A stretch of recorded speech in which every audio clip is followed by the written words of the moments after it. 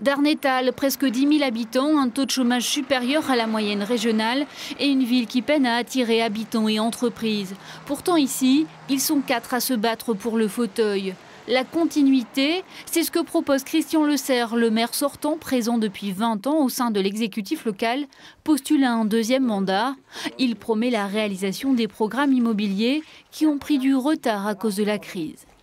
J'aimerais bien voir la continuité de tout ce que j'ai pu commencer. On a semé, on voudrait bien que la semence qu'on a mis, on en voit un petit peu le résultat, parce qu'en fait là aujourd'hui nos programmes, ça y est, c'est parti. Donc j'aimerais bien aller jusqu'au bout de tout ce que j'ai pu engager.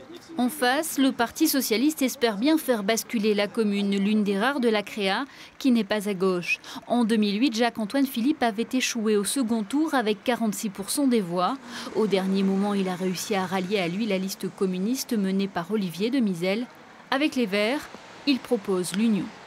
Je crois qu'aujourd'hui, il y a un maire se doit de tout faire pour faire venir des entreprises. Il reste du foncier à Darnétal et on doit travailler pour faire venir des entreprises, comme ça a été le cas dans un certain nombre de communes de la Créa qui nous entoure.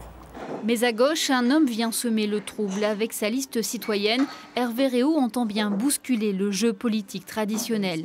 Issu du monde associatif, ce cadre administratif propose notamment la réouverture de la gare de Darnétal. Les gens attendent qu'il y ait cette offre alternative un jour en dehors des partis, qu'on puisse mesurer tous ces gens qui ne votent pas, tous ces gens qui rejettent les partis à travers des votes de protestation ou des votes blancs.